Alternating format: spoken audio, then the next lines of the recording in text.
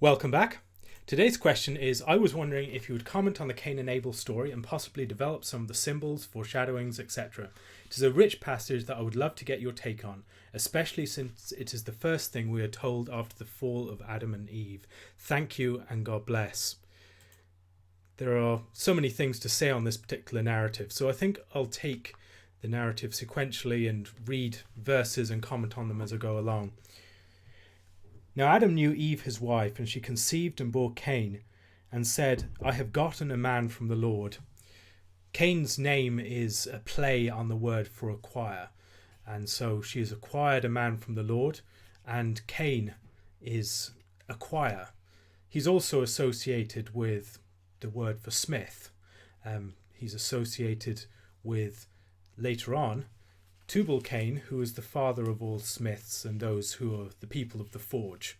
And so Cain is not described as being created or formed, but acquired. That's interesting. In some sense, he's a replacement for Adam, who has died. He is an Ish for the Isha, a man for Eve.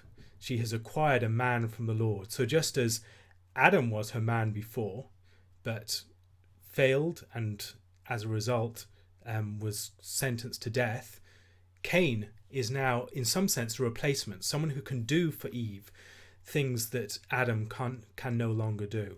It's a new act of creation also, the first, something akin to a new act of creation after the advent of death on the scene. So there's been the fall and there's been the exile from the garden, and the creation story has ended, but now we have the entrance of new life into the world. And so this is a remarkable event, particularly for Eve. Eve is experiencing this entrance of new life, and she speaks of begetting or having acquired a man from the Lord or with the Lord, that the Lord has given her the capacity to bear this child, to have a man who will be able to do for her what Adam cannot.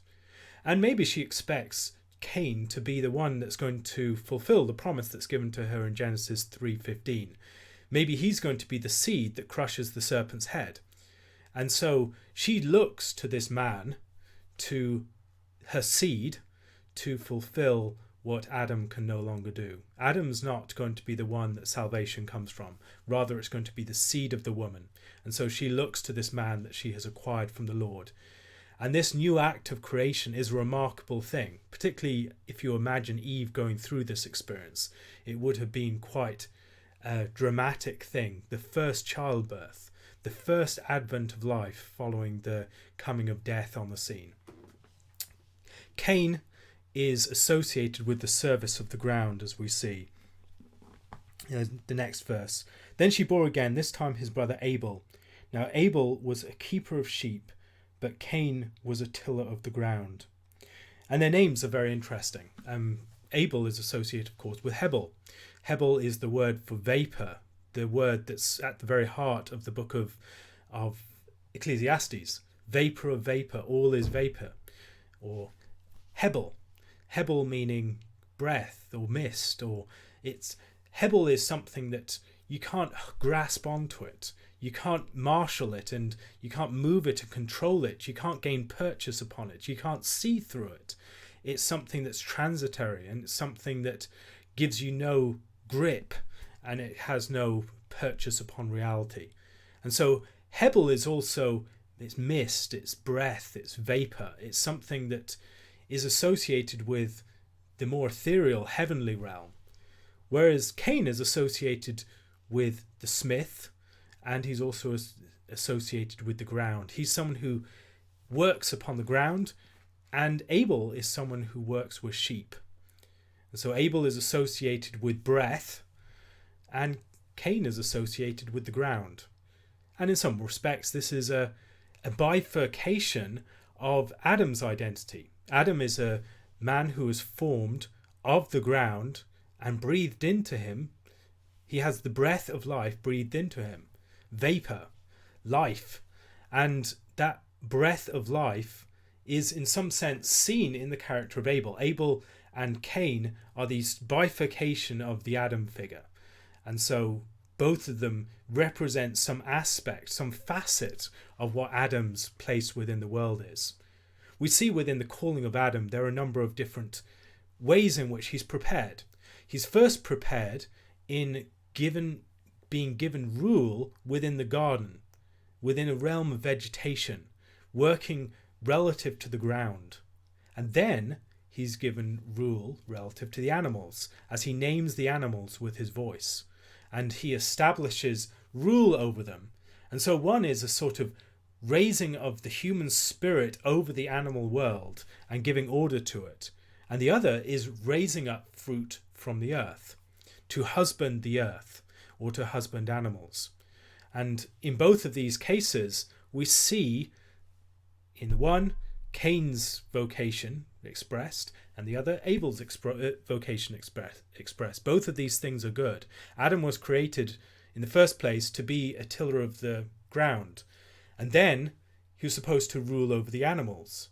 And so in Cain and Abel we see two aspects of Adam's vocation being played out in his sons. One associated with the breath and the air and the more heavenly realm, and the other associated with the earth. So God created heaven and earth. God created the man as the offspring of the heaven and earth. The generations of the heaven and earth introduce the creation of Adam, because he is born of Mother Earth and of Father Heaven.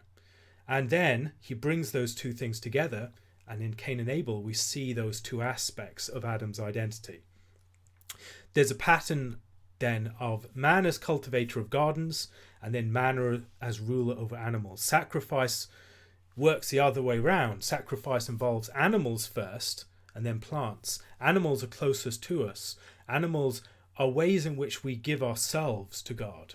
They are representations of the human being being offered, the living animal of the human being being offered to God. And so it's significant as we come to the issue of sacrifice. Cain didn't bring first fruits. He brought his just average produce, and we'll read in this section. In the process of time, or in the cutting off of days, it came to pass that Cain brought an offering of the fruit of the ground to the Lord. Abel also brought of the firstlings of his flock and of their fat, and the Lord respected Abel and his offering, but he did not respect Cain and his offering. And Cain was very angry, and his countenance fell. So we see these two offerings. Abel brings the firstlings and the fat of his flock, the very best, whereas Cain just brings some of his fruit of his toil, which is a different sort of thing. It's not the first fruits, it's just the average produce. And so there seems to be a difference here. Now, Cain and Abel are presumably bringing their gifts, their tribute, to the gates of Eden, to the cherubim that are guarding, and they act as priests to take apart these animals and bring them, or take apart Abel's animal and bring it up into the realm of the garden, and they do not accept, or God through them does not accept the offering of Cain. That's what I presume is taking place here. Now, the significance of the sacrifice within this context is in large part the fact that to receive the sacrifice is to receive the person who has given it. And to be part of this gift exchange is to be part of that community, to be recognized in oneself, and to become part of the cycle of gift. And God does not recognize Cain's gift. He's locked out of the cycle of gift. And that is a denial of his existence, or it feels that way when we are cut out in that way, when we're rebuffed, when our gifts are rejected. And so this is a very significant situation for Cain, and the question is, how is he going to respond to it? Now, why did God respect Abel's sacrifice and not Cain's? First of all, we see that Cain did not give the best. He presumably just gave the average produce. But beyond that, I think that it's because the animals were the means of sacrifice. Within the sacrificial system, we see that there are sacrifices of produce, but those are memorial sacrifices. drawing God's attention back to calling for God to pay attention to the person on the basis of previous sacrifice and previous action. And it's involved, for instance, in the inspection of jealousy. Now, Cain has not offered a sacrifice of an animal. Cain has not offered himself in that sense. He's offered certain fruit of his toil, but he's not offered himself in the symbol of an animal. And I think that's significant, that there is this sacrifice of an animal, in part recognizing that the human person is worthy of death, but also recognizing that the human being has to be taken up into God's presence, has to be accepted by God before the human person's works will be accepted. And so Cain offers his works first and foremost, but in offering a lamb, Abel is not offering that primarily as a fruit of his works, although it is a fruit of his works, but he's offering it as a token of his person. And that is a significant difference, and that is what sacrifice should involve. It should involve a sacrifice of our persons. Now, it's interesting that Cain is the one who offers first, presumably. I mean, it says, Cain brought an offering of the fruit of the ground to the Lord. Abel also brought. The impression given is that Cain brings his offering first. Cain is the firstborn. Cain is the one who leads in this act of worship. And Abel comes second. Abel's the secondborn. But as the firstborn, Cain is rejected, whereas Abel is accepted. And that is significant. Cain, if he was going to offer properly, would need to go through Abel in some sense, to receive an animal from Abel. And maybe he's too proud to do that. There's a firstborn and a secondborn dynamic here then, one that we see on a number of other occasions elsewhere in the book of Genesis, when we look at Ishmael and Isaac, or Esau and Jacob, or the two sons of Tamar, or as we look at characters like Joseph and his older brothers. All of these involve some sort of firstborn, secondborn dynamic, and with the firstborn place being taken by the secondborn. Here we see that the sacrifice of the secondborn of Abel is accepted, whereas the sacrifice of the firstborn is not. And in some sense, it's because Abel is the more fitting priest. Abel is the one who is the man of breath. He's the one who keeps the sheep. He's the one who is related to this animal world, and he's the one that provides the sacrifices that will be brought in to the land, to the garden, to the realm of God's presence, to the sanctuary. Whereas Cain is someone who works upon the land. Cain is also a kingly type figure. Adam and Eve were cast out of the garden and brought into the land from their eating of the tree of the knowledge of good and evil. And the tree of the knowledge of good and evil is associated with kingly rule. And now they're dressed in animal tunics and they're put out of the garden and they're placed to, in part, rule over the land. And Cain, as the oldest son, he is the king. He's the one who's supposed to guard over that realm. And this is significant. He's called to exercise a particular sort of kingly rule within that realm, whereas Abel ends up turning out to be the priestly figure, and Cain should have submitted himself to that. Now Cain faces a fork in the road, and Cain was very angry, and his countenance fell. So the Lord said to Cain, "Why are you angry, and why has your countenance fallen? If you do well, will you not be accepted? And if you do not do well, sin lies at the door, and its desire is for you, but you should rule over it." So Cain is angry with his brother. He's angry with his brother because God has accepted his brother's sacrifice and not his. Rather than thinking, as he should have done, I can do well, I can improve my behavior, and I will be accepted and blessed. I will be lifted up. I'll be raised up to a position of proper firstborn rule, and I will be the true king if I do right. But he faces this fork in the road. Which way is he going to go? Is he going to do well and be lifted up? And we're left to think about what would that lifting up involve. Or is he going to do evil? And if he does evil, or if he does not do well, sin lies at the door. It's crouching at the door, and its desire is for him, but he must rule over it. Now, this is something that should draw our attention back to Genesis 3:16. In the previous chapter, the description of the judgment upon the woman, and she will bring forth children with pain, etc. And then her desire will be for her husband, but he will rule over her. And there seems to be such a close similarity between these two verses that we'd have to have fairly tin ears if we did not recognize that they're playing off each other. There's a significance and a relationship between the two that we have to deduce. We have to think about why exactly are these so similar. I think there are a number of connections, but one of the most obvious ones is the fact that both the woman and Cain and sin have a desire for this party that is for some other party. The woman desires the man and sin desires Cain. Now, what does that desire mean? The desire, I think, in large measure, is that they want to have that person for their own. And the woman naturally wants the heart of her husband. She wants her husband to be in her corner. She wants her husband's strength to be exercised on her behalf.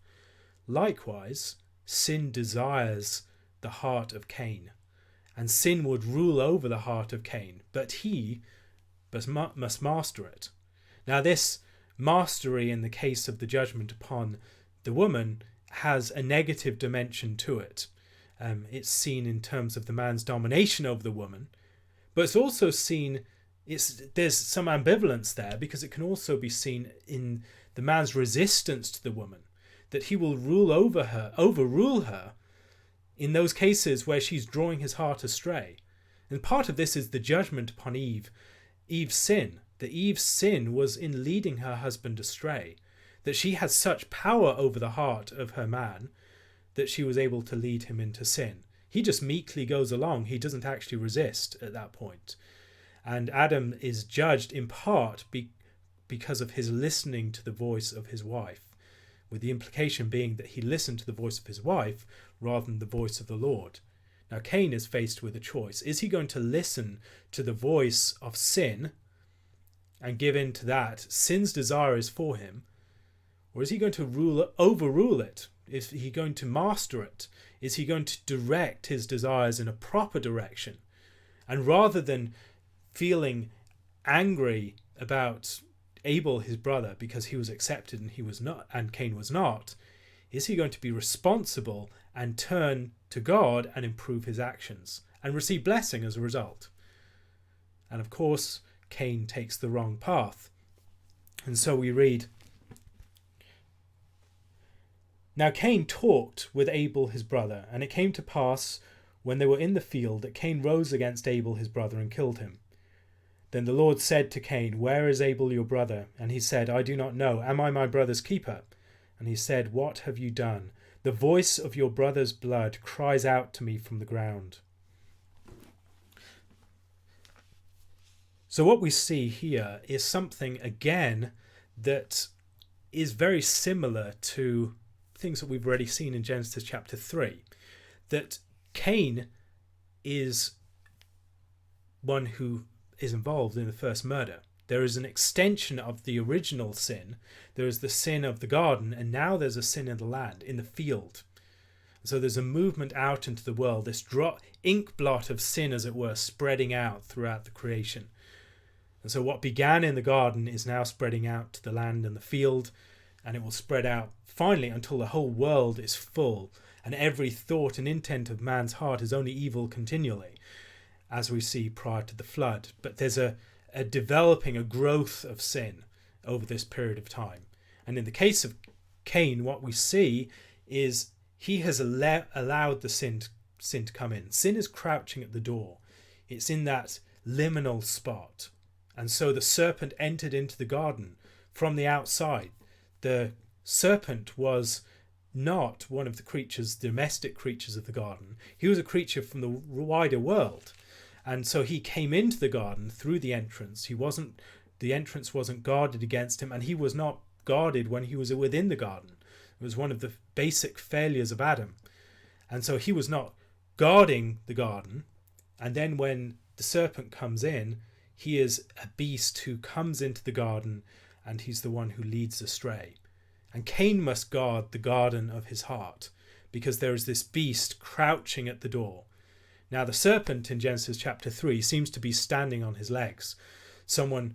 A creature that has a similarity to human beings in some respects. He's a creature that can speak. He's a creature that has legs. It's a creature that can walk upright. It's a creature that, or seemingly, would seem perhaps to walk upright. And it's a creature that has wisdom. And in all these respects, that creature is a creature that comes fairly near to humanity, and a creature that presents a particular set of temptations, drawing human beings towards the bestial, towards something that's similar to them on a superficial level, but very different on another level. And so here we have the serpent that has been brought down, now crouching at the door, and if Cain submits to the serpent, he will be brought down even further than his father. And so we see these two paralleled events in different respects. Cain is after the killing of Abel, he's confronted by God, and God says, "Where is Abel your brother?" Or where has Abel your brother gone? It's not just, where is this guy? It's, your brother Abel should be here. Where has he gone? That's the sense that the word has, where, in this sense, in this context. And he said, "I do not know. Am I my brother's keeper?" And yes, he was his brother's keeper. He was the one who led him in worship. He was the one who took the first action of worship. He was the one that led the conversation in the garden, or in the field. So the first sin was in the garden. Now there's a second sin in the field. And he talks with Abel, his brother. He's the one who's leading in the conversation, leading in the act of worship, leading in the act of conversation. He's the older brother. He's the one who's supposed to protect. And here we see a very close parallel with Adam. Adam is the firstborn of humanity. He's the one that's first created, and he's the one that's supposed to guard the garden. He's placed in the garden to guard and to serve it. And he's given the rule concerning the tree. Eve is not given the rule concerning the tree. She's given that second hand from Adam. Rather, she is under Adam's care. He is supposed to guard her. He's supposed to protect her from the serpent, and he's supposed to guard the tree and uphold God's law within the garden, and he fails. And then God confronts him, and God confronts Adam, "Where are you? Where have you gone?" So he said, "I heard your voice in the garden. I was afraid because I was naked and I hid myself," etc. And then he blames the woman, and he, rather than seeing himself, as he should have done, as the one who was responsible to guard his wife and protect his wife, he takes a sort of, "Am I my wife's keeper?" approach, and say, "In fact, it was this one that you gave to me. It was her fault that this happened." Cain, in many senses, is playing out his father's sin again in a new realm and extending that sin. And we see this sin developing and mutating in a way. It becomes something even further developed within this context. And so the result of this is a further curse. And he said, "What have you done? The voice of your brother's blood cries out to me from the ground. So now you are cursed from the ground, which has opened its mouth to receive your brother's blood from your hand. When you till the ground, it shall no longer yield its strength to you. A fugitive and a vagabond you shall be on the earth." Again, this is significant that Cain was once the king of the larger land. He was the firstborn, the one who was supposed to rule. He was the one also who was the man of the ground, who tilled the ground, who acted upon it. And he fails within that realm. And so what is going to happen to him? Is he going to be allowed to carry on, or is something going to happen to him in terms of judgment? And here we see a very similar judgment to that which befell Cain, that which befell Adam, but it's an extension of that. And so Adam was judged Cursed is the ground for your sake. In toil you shall eat of it all the days of your life. Both thorns and thistles it shall bring forth for you. And you shall eat the herb of the field. In the sweat of your face you shall eat bread, till you return to the ground. For out of it you are taken, for dust you are, and to dust you shall return. And so we see some basic parallels. There's two missing persons. Where has Adam gone? Where has Abel gone? And both Adam and Cain speak of hiding from the Lord. So Cain talks about, Cain later on in verse 14, I shall be hidden from your face. And Adam hides himself from God's face. So both cases they're hiding from the Lord. In both cases they're banished from a realm. Adam is banished from the garden, and Cain is banished further still. He's banished from the land and cast out into the wider world. And there's an intensification of the curse. The ground will bear a curse to Adam, and so it mediates a curse. He'll struggle, and it was with toil that he'll raise fruit. Whereas Cain will be cursed from the ground. He will no longer find that it will yield its strength to him. And so not just with toil will he bring forth fruit, but he won't bring forth fruit at all. It just won't serve him in the same way anymore. And again, he'll be cut off from the land. He will be without a home. And so Adam and Eve were cast out of the garden. They lost their first home, but they found a home within the land. Whereas Cain is rendered homeless. He eventually creates a city, but he's lost his homeland. He's no longer in a place where he belongs. And so there isn't just a parallel here. There is a parallel, but there's a progression and an intensification. The earth has opened its mouth to receive the blood of Cain, and now Cain is banished from the earth. And so the earth is a central player within the story. The earth nourishes and grounds us. It gives us a place to be. And so Cain has been cast out from the earth. It's significant to read this in the context of the broader creation narrative. Adam is born of the earth, he's formed of the earth, and has the breath of life breathed into him from heaven. Adam is born of the Adamah, and he's born from his father in heaven.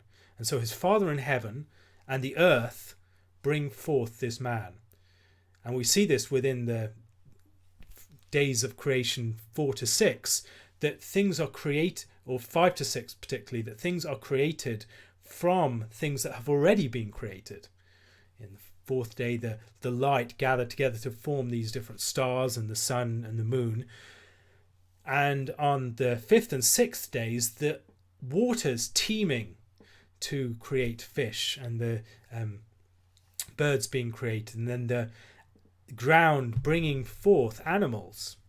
And then mankind is created from the dust of the earth and formed and breathed into them the breath of life. And so there is this creation with Mother Earth and God acting from heaven. So heaven and earth acting together within this. And so there's a parallel later on when Cain talks about his judgment. And Cain said to the Lord, my punishment is greater than I can bear. Surely you have driven me out this day from the face of the ground. I shall be hidden from your face. I shall be a fugitive and a vagabond on the earth.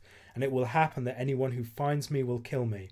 And the Lord said to him, therefore, whoever kills Cain, vengeance shall be taken on him sevenfold. And the Lord set a mark on Cain, lest anyone finding him should kill him. So what we see here is that there is, first of all, a hiding of he's hidden from the face, or driven out from the face of the ground. And then he's driven out from the face of God, or hidden from God's face. So there are two faces here. There's the face of Mother Earth that he was once working upon to bring forth its fruit.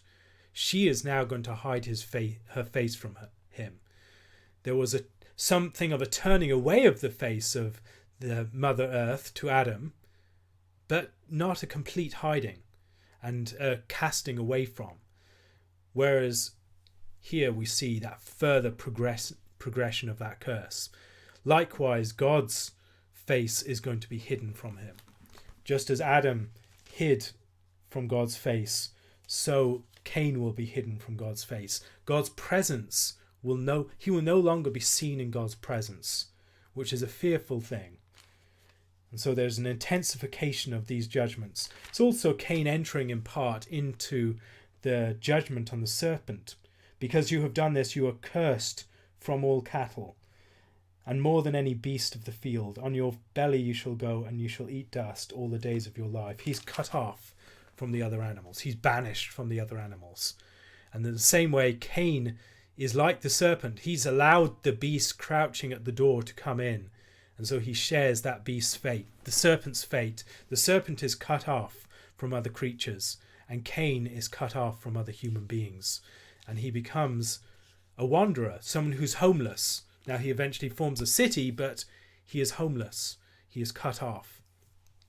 And this is a significant action that God takes here. There's again a similar pattern that we see in Genesis 3, that there is God searching for there's a sin that takes place with a couple, and then God searches for the one who's missing. There's a missing person.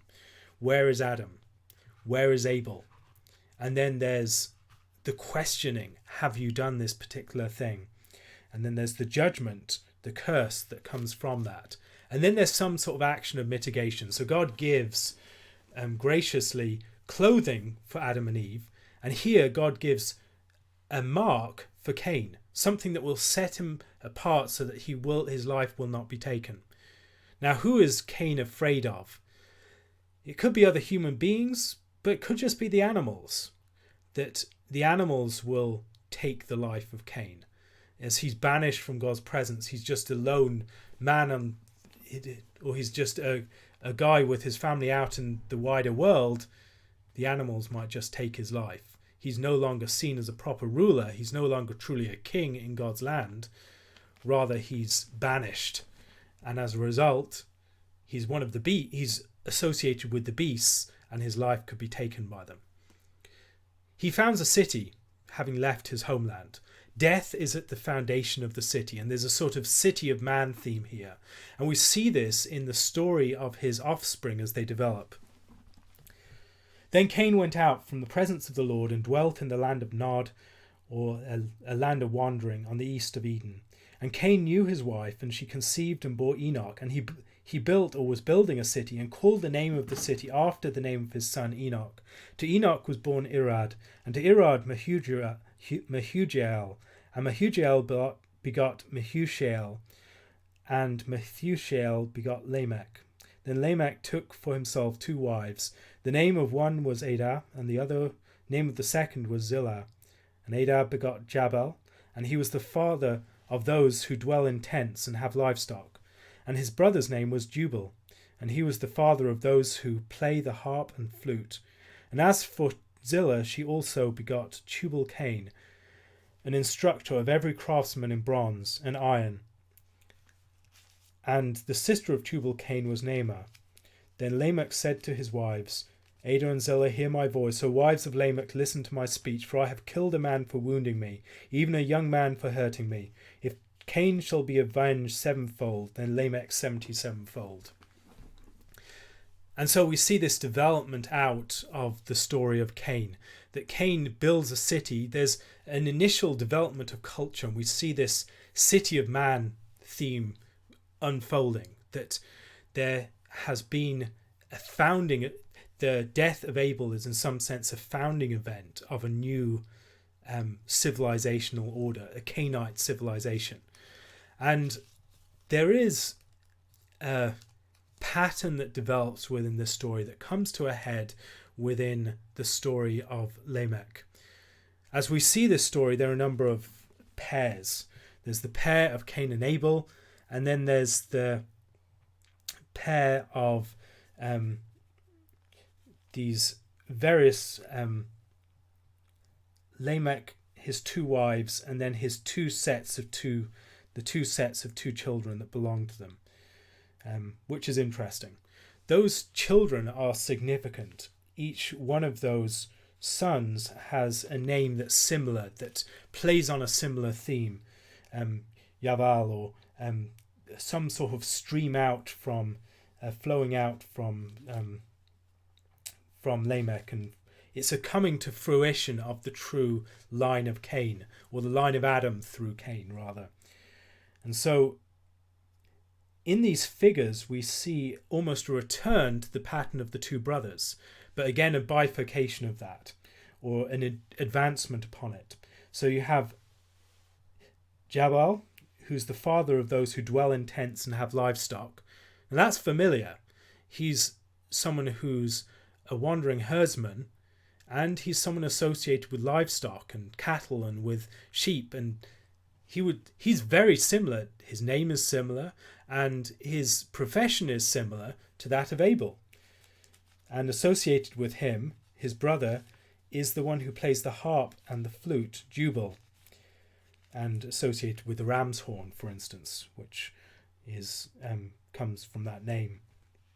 And then Zillah, the other wife, bears Tubal-Cain, who has Cain's name as part of his name. Tubal-Cain is one who works with the forge. He's instructor of every craftsman in bronze and iron.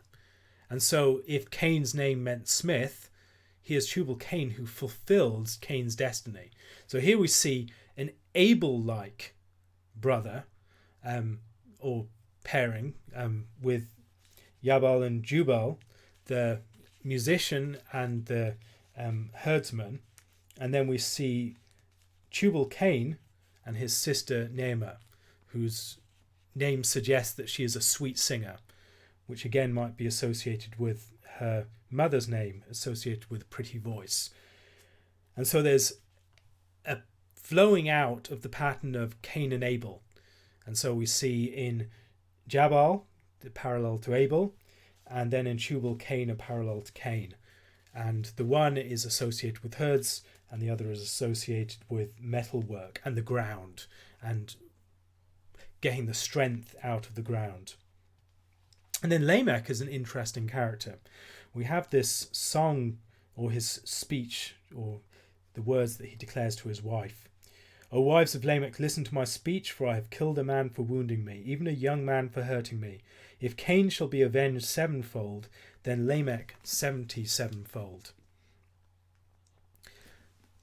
This is a peculiar story, and there are various speculations about it.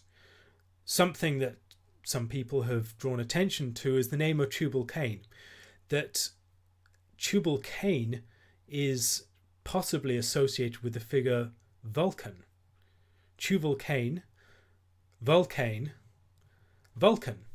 You take off the tu, and that's what you're left with. That there is this character who's associated with the wounding of his father, and then being judged on the basis of that. That the son, Tubal-Cain, is the one that's killed for wounding, and that this is associated with that particular myth. And here we see the true roots of it. That's something James Jordan suggests. Others have within the within Midrashic accounts, there is a story of Tubal-Cain and his father going out hunting and killing inadvertently this creature that turns out to be a man, and not just any old man, but Cain. And having killed Cain and recognizing that it is his ancestor, Lamech is distraught or shocked, and he ends up killing his son Tubal-Cain in his shock. And so there is a twofold killing: killing the lad, or killing a lad for wounding me, or killing a man for wounding me, and a young man for hurting me. That there's two men involved here. There's the killing of Cain, and then there's the killing of Tubal-Cain.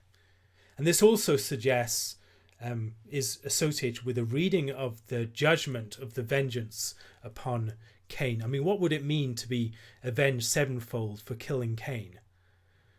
The suggestion that some have made is that Cain will be avenged in the 7th generation. And so Tubal-Cain is the 7th generation. Lamech, Tubal-Cain, they come in the 7th generation, and that's the judgment upon Cain that occurs. At that point, Cain is cut off for his sin. And so that is one reading, and it's definitely speculative, but it draws together some of the themes that are taking place here. And there's more taking place here that we can pick out as we read what happens next. There is the story of Seth. Seth is begotten. And Adam knew his wife again, and she bore a son and named him Seth.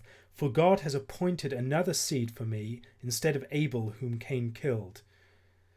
And as for Seth, to him was also a son was born, and he named him Enosh. Then men began to call on the name of the Lord. And then you read later on. And Adam lived 130 years and begot a son in his own likeness, after his own image, and named him Seth. After he begot Seth, the days of Adam were 800 years, and he begot sons and daughters. So all the days that Adam lived were 930 years, and he died. And it goes on listing Enosh, and then after Enosh, Cainan, and then Mahalaleel, and then Jared. After Jared, Enoch, Methuselah, and then Methuselah, Lamech, and Lamech begets Noah. And one thing that's really interesting to notice are the parallels between these two. So you have the wicked line of Cain, or the line of Cain ending up destroying itself at the end of days, that there is that point where the sin of Cain comes back upon his head, and it plays out within his particular line, the line of Cain. And then you have the line of Seth, and Seth begets Enosh. Enosh is associated with it's the word for man, that Enosh is a man who replaces Adam, who's associated with the human. And then after Enosh, you have Cainan, which again, some have suggested is associated with Cain. So here we have a sort of mirror image, or not quite a mirror image, but something that's paralleled with the line of Cain, but which is different from it, that responds to it, that corresponds to it, but in a way that is juxtaposed. And there are differences, but also similarities. And so you see other characters that are very similar within Jared or Irad, perhaps, or you have Methusael and Methuselah. You have Enoch in both ones, and then both of them come to a climax in the character of Lamech. Both genealogies arrive at that point. And at what age does Lamech die? Lamech dies at 777 years. That does not seem to be accidental. The former Lamech was told, if Cain shall be avenged sevenfold, then Lamech 77fold. And Lamech dies at 777 years. It would seem there's something going on here. We're supposed to see a parallel between the two, and then the judgment, the 770, is associated with the judgment of the flood. It's a cutting off of Lamech's generation, the cutting off of Cain's descendants once their sin has arrived at its full height in the 7th generation. And if you see Tubal-Cain and other figures associate Jubal and Jabal, these figures that build this quite advanced civilization that is skilled in metallurgy and that has these musical culture and all these other sorts of things, that's cut off at this point. And we have another civilization that's developing alongside it, one that's far more modest and far less developed, but is a righteous one. And what happens at the end is Lamech dies at 777 years, and Noah is the one that follows. So Noah is the one that corresponds in many ways to the characters of Tubal-Cain, to Jabal and Jubal, and to Naamah.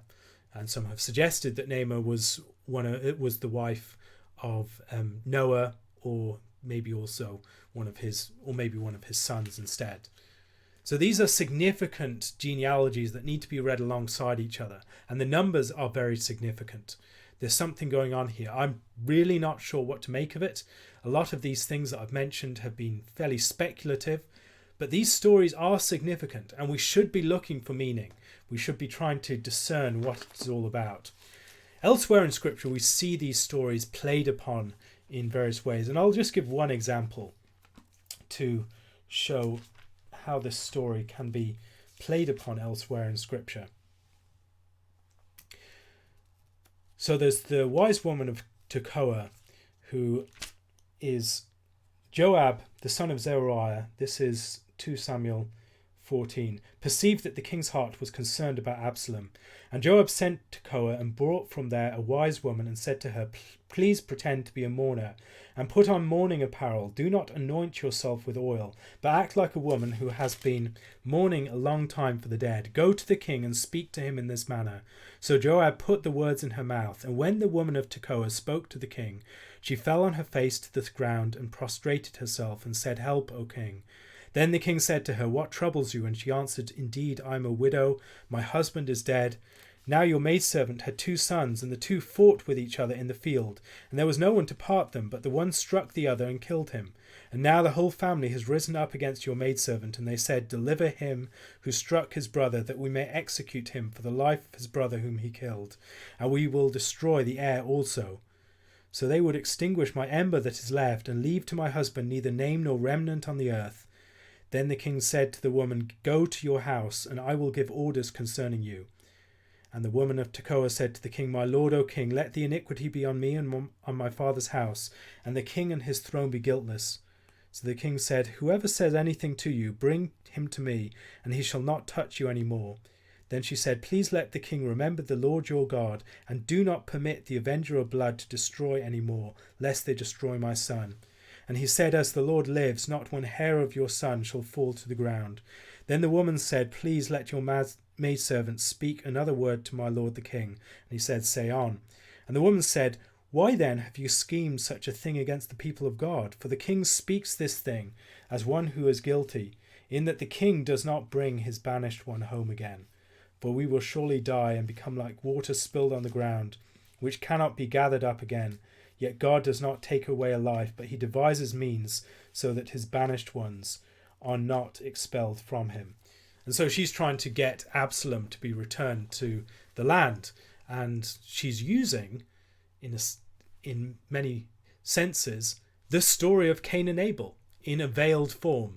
Now, I think David was expected to recognize the story of Cain and Abel within this account. He was supposed to recognize the parallels, and recognizing those parallels, consider what was to be done. You have these 2 brothers, the older, or one of them has killed the other, and that son is in the position of the avenger of blood, but he's also the murderer. And so there's a strange position here. Also, here you have a situation where a whole line might be cut off because of the sin of one member. And David intervenes in a way that's similar to God putting a mark upon Cain so that he will not be killed by the avenger of blood.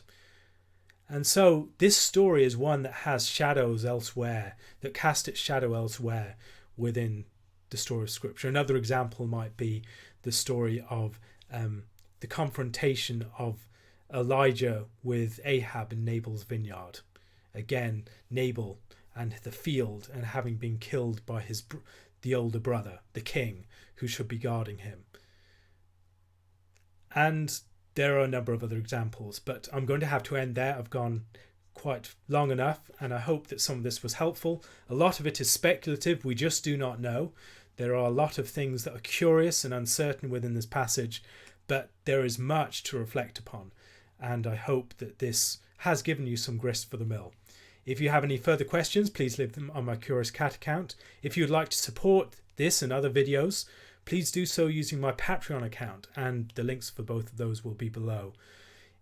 Lord willing, I'll be back again tomorrow. Thank you very much for your time, and I hope to have further questions in the next few days, and Lord willing also a book review. Thank you.